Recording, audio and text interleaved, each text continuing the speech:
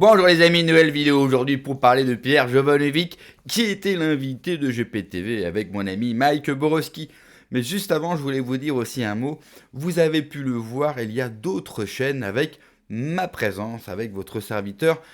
Vous le savez, ici, on est sur la chaîne principale et elle est censurée. Donc, j'essaye de me diversifier et de lutter contre la censure. Vous êtes beaucoup à me dire que vous ne pouvez plus booster les vidéos, peu importe sur quelle chaîne, que certains aussi étaient abonnés et se retrouvent désabonnés, certains n'arrivent même pas à se réabonner, bref, la censure YouTube me frappe, ça c'est pas grave, donc on va chercher des solutions. Donc vous allez avoir la chaîne secondaire Teddy le réveil français, vous allez avoir deux autres chaînes, une chaîne histoire et une chaîne sur le catholicisme, sur la foi, qui auront ces deux chaînes-là des vidéos spécifiques. Voilà, il n'y a qu'une chaîne secondaire avec des Reddit, des vidéos de la chaîne principale, donc peu importe où vous allez regarder cette vidéo. Sachez que la chaîne principale Teddy en roue libre existe toujours, j'essaye tout simplement de lutter contre la censure. Allez, on ne perd pas de temps, mais juste avant d'écouter Pierre Jovanovic, n'oubliez pas de vous abonner, le pouce, le partage, le boost de la vidéo. Voilà, faire tout ça, c'est extrêmement important et je vous remercie d'avance. On écoute Pierre et on en parle juste après. J'ai fait ce reportage. En fait, pourquoi j'ai fait un reportage sur l'économie française? Parce que on en parle très souvent, mais il y je a ma pense liste des licenciements. il y a ta liste des licenciements, Ouais, la liste des licenciements. mais c'est pas assez tangible. Tout ça, c'était, enfin, je veux dire, avant ta liste des licenciements et avant de montrer des images, on discutait d'économie et tout, mais je pense que les gens n'imaginaient pas, n'avaient pas l'image globale. Et donc, du coup, moi, je marchais dans Paris et je voyais à chaque fois des boutiques fermées, etc. Mais je dis, tiens, je vais en faire un reportage. Et donc, toi, tu as vu ce reportage et tu m'as appelé, tu m'as dit, bonjour il faut les qu'on amis, fasse une émission parce que voilà, il faut parler de ces listes de licenciement que tu as, toi, déjà. Et il faut montrer la réalité parce que les gens, ils sont souvent enfermés chez eux et ne voient pas ce qui se passe en fait dans d'autres villes. Si maintenant, je pense que les Français ont quand même vu, ont vu toutes les boutiques fermées. Moi, j'ai fait une dédicace à Chaumont. Ouais. Faut y aller, hein, faut oser, hein, de rencontrer dans la ville. Ce que j'ai vu, c'est sur 10 boutiques, il y en avait peut-être 7 ou 8 qui étaient d'abord fermées, puis ensuite les vitrines c'était recouvert d'autocollants à vendre, à céder, à louer, enfin tout. Oui, mais les gens te diront, ah, mais c'est Chaumont, machin. Non. Là, c'est de partout. Ça, je le vois de partout. Même dans rue de Constantinople ou rue du Rocher, dans le 8e arrondissement, là, on recommence à voir une nouvelle série de boutiques, de boutiques fermées, à louer, à vendre, etc. Et la première fois que ça avait commencé, c'était effectivement fin 2007. C'est-à-dire quand la crise financière avait commencé à frapper. Et c'est à partir de ce moment-là qu'on a commencé à voir cette série. Et donc, on a vu ça, ça a repris un peu, puis ensuite, de nouveau, les gens ont abandonné, ils ont essayé de reprendre, et puis là, ça commence à, je veux dire, la vidéo que vous avez faite, elle est effrayante. Elle est effrayante dans le sens où, moi, ado, je faisais du patin roulette sur le parvis de la Tour Montparnasse.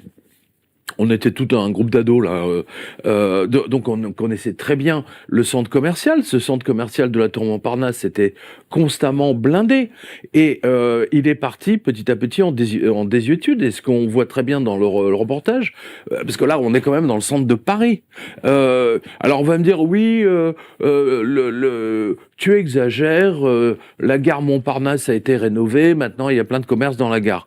C'est faux, parce que la rue de Rennes, c'était vraiment une artère commerciale absolument extraordinaire qui partait justement de grosso modo de la gare Montparnasse et qui descendait jusqu'au, enfin ceux qui habitent en province, jusqu'au Café de Flore, hein, à Saint-Germain-des-Prés.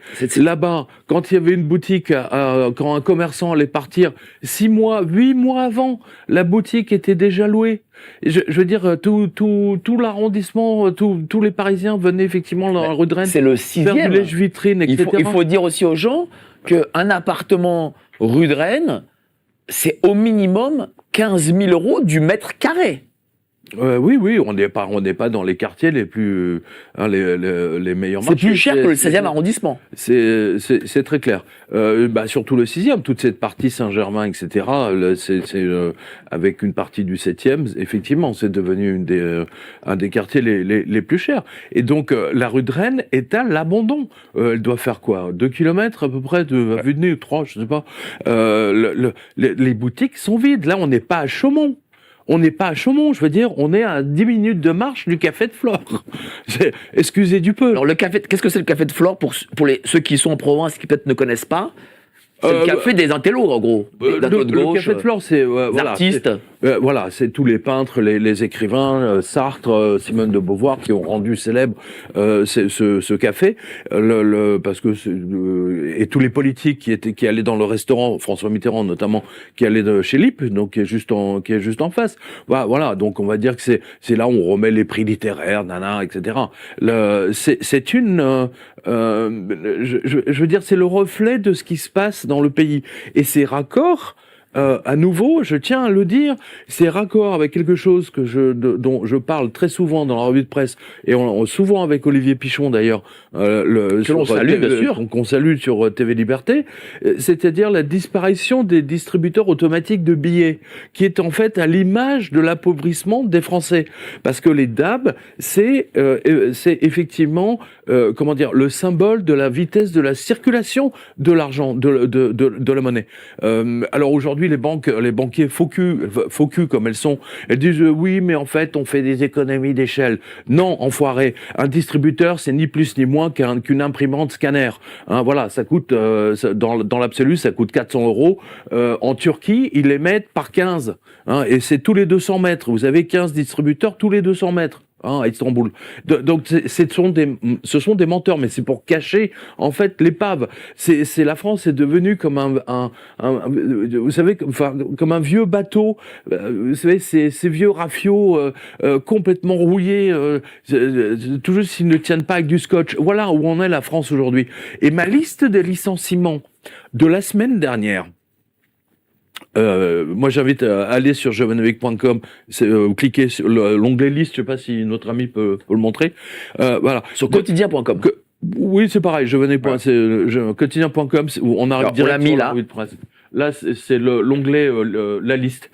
Je l'ai publié sur X. Eh bien, au bout de 1000 retweets ou de 1200, la liste a été censurée parce que j'accusais Emmanuel Macron d'être responsable de la moitié des des fermetures d'entreprises, de PME, qui étaient sur cette liste. Mais c'est effrayant parce que ce que tu as vu dans ton reportage, c'est les commerçants d'ailleurs, je veux dire, saluons le courage extraordinaire de ces pauvres gens qui n'ont même pas osé apparaître à la caméra. Certains mais tous t'ont dit, c'est depuis le Covid, effectivement. Et moi, je dis... Ils m'ont dit Covid et Macron. Voilà, Covid et Macron. Mais pour moi, enfin, dans la liste, on le voit, c'est l'augmentation, la multiplication par 2 ou par 3, je sais pas combien, du prix de l'électricité qui a tué toutes les PME qui avaient réussi à tenir... Est-ce qu'on a cette liste-là? Tu as la liste, là? Je l'ai, mais j'ai pas accès là au Wi-Fi. Il faudrait que notre. Donc voilà, comme ça on va la montrer. Voilà, parce qu'elle est longue, hein, donc tu peux la passer là pendant qu'on parle. Il y a à peu près combien d'entreprises? C'est ça là? La firme Favreau de Schneider, France, c'est ça? Attends, vas-y montre. C'est ça? Voilà, c'est ça. Alors doucement, voilà, descends doucement. Donc ça n'arrête pas. Par exemple là, un chantier naval vieux de 57 ans près de Lorient qui va être liquidé. Une clinique, voilà, qui va être liquidée. C'est quel profil d'entreprise? C'est des entreprises de 50, 100 voilà, personnes? C'est ça, 50 à 400, même parfois plus. Voilà, là, on a Alinéa France, la chaîne avec 35 magasins de meubles en France. Là, ils passent, je pense que ça va être liquidé ou soit ils vont bénéficier de un redressement quelques semaines de plus. Voilà, Novasco, ça va être, on en a suffisamment parlé, mais là, c'est 450 personnes. 450. Zappa France, prêt-à-porter, 71 magasins risquent de fermer avec 250 salariés. Ça, je veux dire, toutes les semaines. Écoutez, moi, c'est simple, moi je le dis aux spectateurs, vous n'avez aucune idée du temps que cette liste me prend. C'est effrayant. Je peux faire une deuxième... Paramount, je vois. Skydance, c'est quoi? Oui, oui, alors ensuite, on a la partie française, et puis ensuite, on a les trucs vraiment très symboliques, par exemple, à Hollywood, là, Paramount, là, bah, c'est 1600 salariés qui sont jetés. Tiens, Verizon, opérateur de téléphone aux États-Unis, l'équivalent d'Orange. D'accord. 15 000 personnes. Nordstrom, ils ferment, c'est l'équivalent des Galeries Lafayette. Ils ferment les magasins, les uns Tiens, après je les vois après le stade Malherbe de Caen, le club de foot de Kylian Mbappé. encore, voilà, ouais, voilà. Et encore eux, bon, ils ont été relégués. À la limite, on peut dire qu'ils ont rien à faire là, mais la CNAM qui ferme, showroom privé. Quand on arrive de Roissy, on voit toujours cette publicité showroom. Combien ils ferment, combien ils liquident? 121, dont 80 à la plaine, à Saint-Denis, 23 à Roubaix, 18, etc. Ou Huawei qui dit moi je construis plus d'usine, allez terminé. Ils ont construit les bureaux et l'usine, mais bon, mais c'est fini, ils ont abandonné. Voilà. On a eu le cas d'aujourd'hui. 300 intérimaires. Boringer Ingelheim, laboratoire pharmaceutique, va licencier 146 salariés à Lyon.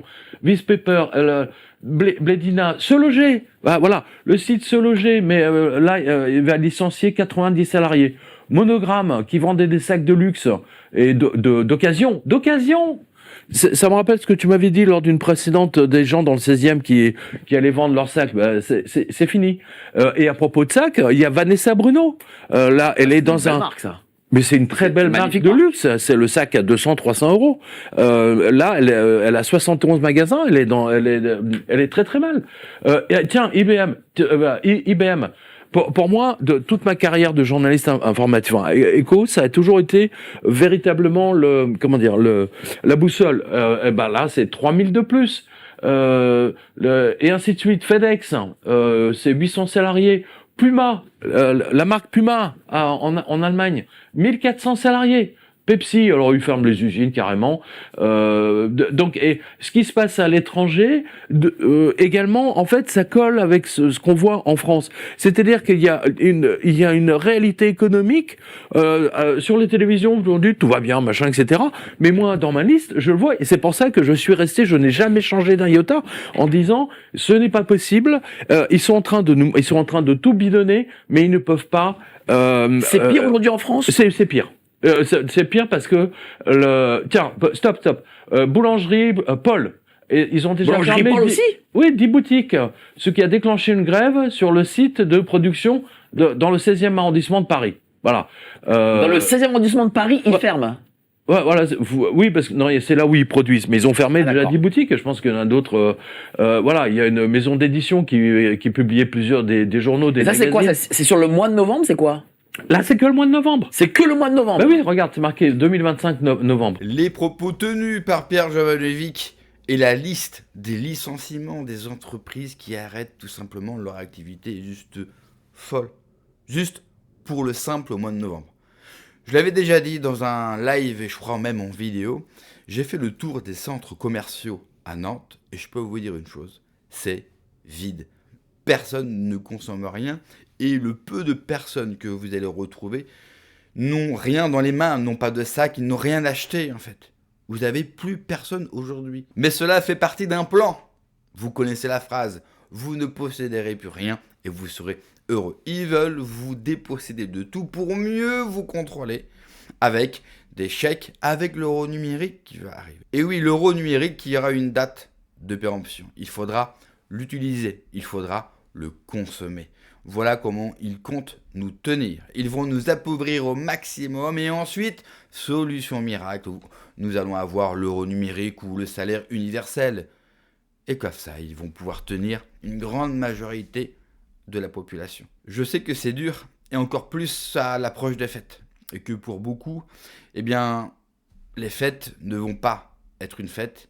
Je sais que la situation est dramatique pour certains, mais il nous faut résister et ne pas sombrer. Ils vont nous tenter en nous donnant de l'argent magique, mais n'oubliez jamais, l'argent n'est pas magique et rien n'est gratuit. Le coût, c'est notre asservissement pour toujours et la disparition de ce qu'a toujours fait la France. Pierre Jovanovic le dit très bien, le tissu français, c'est les petites PME. C'est ça a toujours été le poumon économique de la France et non pas les grands groupes, même si bien sûr on en a besoin et que nos grands groupes, quand l'État était planificateur, quand l'État était encore souverain, eh bien, ont fait rayonner la France et ont participé à notre puissance et à notre souveraineté. Alors comment y remédier? Je ne vois qu'un seul moyen, que le peuple se soulève. Je n'ai aucune confiance dans les oppositions politiques que nous avons aujourd'hui en France. Il faut que les Français prennent conscience que si on n'arrête pas ces gens, nous-mêmes, nous allons vraiment tout perdre. Merci d'avoir regardé la vidéo les amis. N'oubliez pas de vous abonner, le pouce, le partage, le boost également. Prenez soin de vous. Que Dieu vous protège. Allez, ciao.